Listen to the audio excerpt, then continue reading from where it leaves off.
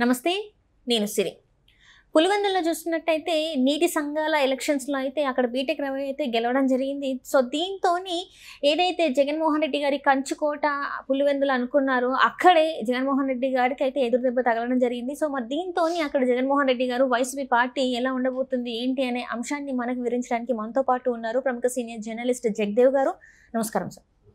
Sir, ఇప్పుడు చూస్తుంటే మరి వైసీపీ పార్టీకి అంటే రోజు రోజుకి దాంట్లో ఉన్న ఎవరైతే నేతలు ఉన్నారో కార్యకర్తలు ఉన్నారో ఆ పార్టీని వీడి వెళ్తున్న వైనం అయితే మనం చూస్తున్నాం. నిన్న మనం చూస్తున్నట్టయితే అవంతి శ్రీనివాస్ ఇంకా గ్రంథి శ్రీనివాస్ గారు అయితే ఇద్దరు కూడా పార్టీకి రాజీనామా చేసి బయటకు వచ్చేసారు. అండ్ ఇప్పుడు చూస్తున్నట్టయితే ఈ నీటి సంఘాల ఎలక్షన్స్లోనేమో టీడీపీ ఎవరైతే ఉన్నారో అభ్యర్థి బీటెక్ రవి గారు గెలవడం జరిగింది. సో దీంతో మరి పులివెందుల్లో జగన్మోహన్ రెడ్డి గారు కావచ్చు, వైసీపీ పార్టీ కావచ్చు, ఎలా ఉండబోతుంది ఏంటి అక్కడ అసలు పరిస్థితులు ఎలా ఉంటాయి? అంటే ఇక్కడ వైసీపీ ఘోర పరాభవం తర్వాత నిజంగా దక్కించుకున్న వాటిలో మెయిన్ కడప పార్లమెంట్ నియోజకవర్గము, పులివెందుల అసెంబ్లీ నియోజకవర్గమే కీలకము. అవి ఎలాగో వాళ్ళు కంచుకోట, నీటిలో మొసలు లెక్క వాళ్ళు. సో అది నిన్న ఈ నీటి సంఘాల ఎన్నికలు జరిగినప్పుడు కూడా అక్కడ తహసీల్దార్ ఆఫీసులో రసాబాస్గా మారడము, కార్యకర్తలు మాట్లాడుకోవడం, కొంచెం తోపులాట జరిగాయి. అయితే అనుకోకుండా అక్కడికి ఈ వైసీపీ కార్యకర్తల రిక్వెస్ట్ మేరకు నిన్న ఈవినింగ్ నిన్న మధ్యాహ్నము మన ఎంపీ అవినాష్ రెడ్డి గారు కూడా వెళ్ళారంట. వెళ్ళడంతో అన్న ఇక్కడ మీది లోకల్గా జరిగే వాటికి ఇక్కడ మీరు పెద్దవాళ్ళు మీరెందుకు, ఇది మేమేం పరిష్కరించుకుంటాం, మీరు రావడానికి వీలు లేదని కూటమి కార్యకర్తలు లేదా టీడీపీ కార్యకర్తలు అడ్డుకోవడం జరిగింది. మా అవినాష్ రెడ్డి అన్న మీరు అడ్డుకుంటారా అని చెప్పి వైసీపీ వాళ్ళు వాళ్ళ మీద వాగ్యుద్ధము మాట పెరిగింది. ఈలోగా పోలీసులు ఏం చేశారు, అవినాష్ రెడ్డి గారిని రిక్వెస్ట్ చేసి అంతే ఎన్ననుకున్నా ఎంపీ కదా సార్, మీరు అలా కాదు, మీరు వస్తే మళ్ళీ ఇంక ఇష్యూస్ ఎక్కువ అవుతాయి అంటే, అలా కాదు మా వాళ్ళకి అన్యాయం జరుగుతుంది, నేను నిలబడాలి అది ఈయన మాట్లాడారు. మొత్తానికి పోలీసులు ఆ సిఐ ఎవరైతే నరసింహులు ఎవరో ఉన్నారు ఆయన రెస్పాండ్ అయ్యి రిక్వెస్ట్ చేసి మొత్తానికి దగ్గరలో జగన్ క్యాంప్ ఆఫీస్ ఉంటే వేమూరు ఏదో మండలం అక్కడ క్యాంప్ ఆఫీస్ ఉంటే అక్కడ తీసుకెళ్ళి కూర్చోబెట్టి మాట్లాడారట, సార్ మీరు రావద్దు ఇష్యూస్ పెద్ద అవుతాయని. సో ఇట్లా ఎప్పుడైతే అవినాష్ రెడ్డి గారు వచ్చారో వైసీపీ కార్యకర్తలకు దన్ను ధైర్యం ఉంటుంది. అంటే నాయకుడు అనేవాడు స్పందించాలి, వెళ్ళాలి, కరెక్ట్ అది. ఇప్పుడు జగన్మోహన్ రెడ్డి గారు చాలా సందర్భాల్లో బయటికి రారని విమర్శ ఉంది, కానీ అవినాష్ రెడ్డి గారికి ఆ విమర్శ లేదు. కార్యకర్త పిలిస్తే పలుకుతారు, వెళ్తారనే ఇది కూడా ఉంది. కాబట్టి అవినాష్ రెడ్డి గారికి ఆ ఇమేజ్ ఉంది. అంటే విజయమ్మ గారు లాంటి వాళ్ళు వీడియో చేసి పెట్టి షర్మిలమ్మ గారిని గెలిపించానన్నా కూడా ఈయన గెలిచాడనంటే ఎంతో కొంత ఇమేజ్ ఉంది. అది తర్వాత ఏం జరిగిందనే విషయం పక్కన పెడితే, సో అటువంటి అవినాష్ రెడ్డి గారు వెళ్ళడం వల్ల వాళ్ళ కార్యకర్తలకు మరి కాస్త ధైర్యం వచ్చి ఇంకా తోపులాట కోట్లాట కూడా రెడీ అయిపోయారంట. అంటే ఇది స్థానికంగా అక్కడ ఉండే వాళ్ళ అనుకున్న వాళ్ళ సమాచారం. అంటే ఎంతవరకు వాస్తవం మనకు తెలియదు మనకి. సో మొత్తం మీద ఇలా జరుగుతుంటే పులివెందులలో రాజశేఖర రెడ్డి గారి హయాం నుంచి కూడా ఎంతో కొంచెం ధైర్యంగా గట్టిగా మాట్లాడే వ్యక్తి బీటెక్ రవి. సో ఈ బీటెక్ రవి గారు మొన్న ఎలక్షన్స్ ముందు కూడా చాలా అగ్రెసివ్గా పనిచేశారు. చాలా వాళ్ళందరూ అప్పుడు గవర్నమెంట్ వాళ్ళదున్నా ఈయన మీద ఎన్ని ఎలిగేషన్స్ ఉన్నా ధైర్యంగా పోరాడారు. ఈవెన్ అవినాష్ రెడ్డి గారు వివేకానంద రెడ్డి గారి హత్య కేసు సంబంధించి ఏదైతే నిందితుడిగా ఆరోపణలు ఎదుర్కొంటున్నారో కొంతమంది ఆయన హస్తం ఉందని కూడా విమర్శలు చేస్తున్నారు కదా, దానికి కూడా ఆయన ఏదో ఉంది సమర్థించారంటే 2-3 టీవీ ఛానల్ ఇంటర్వ్యూలో కూడా చెప్పడం జరిగింది. అంటే అక్కడ పులి బోన్లో ఉంటూ కూడా అంత ధైర్యంగా విమర్శించి యథార్థాన్ని నిర్భయంగా చెప్పే వాళ్ళలో బీటెక్ రవి గారు ముందు వరుసలో ఉంటారు. పులివెందుల నియోజకవర్గం కడప జిల్లా వైఎస్ఆర్ కడప జిల్లాకు సంబంధించి అటువంటి బీటెక్ రవి గారు ఇప్పుడు ఎప్పుడైతే కూటమి ప్రభుత్వం వచ్చిందో ఇప్పుడు ఇంకా దన్ను ధైర్యం అట్లాంటిగా వస్తుంది కదా.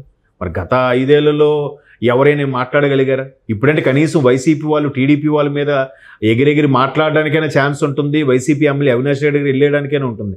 అప్పుడు పరిస్థితులు అలా ఉండేవా? ఎవరైనా మాట్లాడేవారా? లేదు కదా. సో ఎంతో కొంత ఇప్పుడు వెళ్ళి కాదు, ఇది ఎవరు ఎక్కువ మెజారిటీ ఉంటే వాళ్ళకే నీటి సంఘాల ఏదైతే ఉందో బోర్డు దక్కాలి, వాళ్ళ ప్యానలే గెలవాలి, టీడీపీ ప్యానల్ గెలిస్తేనే బాగుంటుంది. ఇన్ని రోజులు జరిగింది ఆ నీటి సంఘాలకు సంబంధించి అన్ని అవకతవకలే. ఎందుకంటే అంతకుముందు హంద్రీనీవా లాంటి కొన్ని ప్రాజెక్టులు ఓపెన్ చేసినప్పుడు కూడా పైనుంచి నీటిని వదిలి ఆయన వచ్చే వరకు నీటి వచ్చేలాగా అందులో పువ్వులు వదిలేసి ఫోటోలకి పోజులు ఇచ్చారన్నట్టు కూడా విమర్శలు వచ్చాయి. నెక్స్ట్ డే వెళ్తే అక్కడ ఏం లేదు, ఎందుకంటే పైనుంచి ట్యాంకర్లు వాటర్ వదిలేరని కూడా మనం సోషల్ మీడియాలోనూ ఛానల్లోనూ చూసాం. సో ఇక్కడ అలా కాదు, ఖచ్చితంగా ఏదైతే నీటి సంఘాలు కానీ పొదుపు సంఘాలకు నీటి పథకాలకు సంబంధించి కానీ అంత ట్రాన్స్పరెంట్గా ఉండాలనే ఉద్దేశంతో బీటెక్ రవి గారు అక్కడికి వెళ్ళి మొత్తం ధైర్యంగా వాళ్ళందరికీ ధైర్యం వచ్చేలా నిలబడ్డారంట. అంటే మెజార్టీ ఎలాగూ ఉంది, ఎందుకంటే సార్వత్రిక ఎన్నికల్లోనే అంత బంపర్ మెజార్టీ ఉన్నప్పుడు ఇంకా స్థానిక వాటికి ఎందుకు మెజార్టీ ఉండదు? ఖచ్చితంగా ఉంటుంది. ఎందుకంటే ఎవ్వరు కూడా గత 5 ఏళ్ళు ఉన్న ప్రభుత్వాన్ని ప్రశ్నించలేక ఎదిరించలేక అలాగ సైలెంట్గా ఉండిపోయారు. ఎవరి మీద ఏ కేసు వస్తుందో, ఎవరి మీద ఏ ఇష్యూ వస్తుందని. అదంతా కూడా ఒక్కసారిగా పెళ్లి బీకినట్టు వచ్చి అందరూ వాళ్ళ ఓటుతో వాళ్ళ టాలెంట్ని చూపించారు కదా. సో ఇప్పుడు కూడా వాళ్ళందరూ ఇప్పుడు నిర్భయంగా గవర్నమెంట్ ఉంది ఇంకా పర్వాలేదు అన్నట్టుగానే అందరూ కలిసి టీడీపీ ప్యానల్ని గెలిపించడం జరిగింది. సో దీన్ని వాళ్ళు మీ గవర్నమెంట్ కాబట్టి మీరు ట్రాన్స్పరెంట్గా చేయలేదు, విమర్శలు వస్తున్నాయి. పోలీసులు కూడా నిందించడం జరుగుతుంది, పోలీసులు వన్ సైడే ఉంటున్నారు అని. మరి అలాగైతే గత 5 ఏళ్ళలో కూడా చాలా పెద్ద పెద్ద ఎస్పీ ర్యాంక్ వాళ్ళు కూడా వన్ సైడ్లో ఉండడం చూసాము. కొంతమంది సస్పెండ్లు కూడా అయ్యారు మొన్న ఒక 2-3 నెలల కిందట. సో ఇక్కడ సీఏ స్థాయి వ్యక్తికి నాకు అలాంటివే లేదు, కావాలంటే మీరు వచ్చి మాట్లాడుకోండి, నేను ఎవరికైనా నేను మీకు వద్దని చెప్తున్నాను, వాళ్ళకి వద్దని చెప్తున్నాను గొడవల విషయంలో అని చెప్పి సీఏ గారు కూడా మాట్లాడారు. సో మొత్తం మీద బీటెక్ రవి గారు ఏదైతే మరలా ఎలక్షన్స్ తర్వాత ఇప్పుడు నిజంగా ఆయన కూటమి ప్రభుత్వం వచ్చింది కదా అని కాలర్ ఎగరేసే పరిస్థితి ఉంటే ఇన్ని రోజులు ఇప్పటికి ఎప్పుడో ఇష్యూస్లో బయటకు వచ్చేవారుగా, కానీ రాలేదు. ఇప్పుడు కూడా మరలా వైసీపీ తొక్కే ప్రయత్నం చేస్తుంది కాబట్టి ఆయన బయటకు వచ్చి కార్యకర్తలకు అండగా నిలబడాలనే ఉద్దేశంతోనే ఉన్నారు. కాబట్టి నిజంగా కక్ష సాధింపు అవ్వాలని అనుకుంటే ఇప్పటికి 5 నెలల్లో ఎన్నో జరగాలి, ఎన్నో అరెస్టులు జరగాలి కదా, ఎంతోమంది లోపల ఉండాలి కదా, అదైతే జరగలేదు కదా. సో ఎప్పుడైతే నేను అవినాష్ రెడ్డి గారు వచ్చారో ఇప్పుడు ఆయన ఎంపీగా ఉన్న వ్యక్తి స్థానిక సంస్థలకు సంబంధించిన విషయాల్లో వచ్చినప్పుడు ఈయన లోకల్గా ఉండే లీడరు కనీసం వెళ్ళకపోతే ఏం బాగుంటుంది? వెళ్ళాలి కదా, కష్టం వచ్చినప్పుడు కదా కార్యకర్తకి నాయకులకి అండగా నిలబడినప్పుడు వాడే అసలైన లీడర్. సో ఆయన ముందు ఎంటర్ అయ్యారని తెలిసిన తర్వాత ఈయన ఈరోజు రావడం జరిగింది. కాబట్టి ఒక విధంగా టీడీపీకి ఏదైతే ప్రతి దగ్గర కూడా ఇప్పుడు 164లో 80% 90% టీడీపీగా ఉందిగా, మిగతా 21 వీళ్ళవి బీజేపీలో ఒక 8-9 సీట్లు తీస్తే మిగతా అంతా టీడీపీదే కదా. టీడీపీ ఇండివిజువల్గా కూడా ప్రభుత్వాన్ని స్థాపించేంత సత్తా ఉంది, సింహభాగం అంతా టీడీపీదే కాబట్టి.